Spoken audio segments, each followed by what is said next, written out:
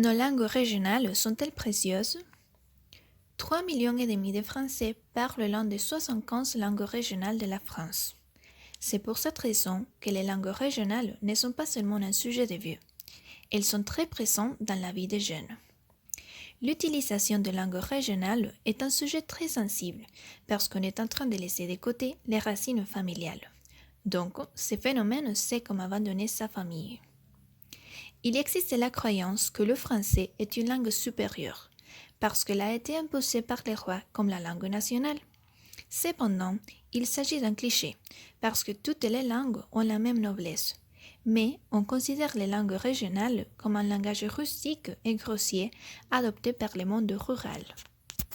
Cette situation est considérée comme une question politique, dont l'État a inventé de hiérarchiser les langues.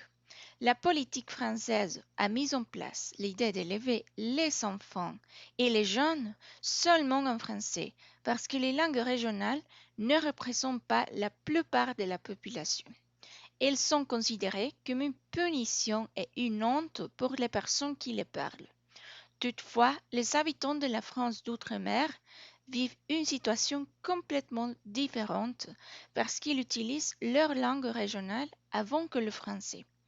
Malgré la richesse culturelle de la France, il est un pays qui est en train de détruire le patrimoine culturel des langues régionales parce que l'État n'a pas voulu enseigner les langues régionales dans le système éducatif à cause du peur d'une séparation du pays.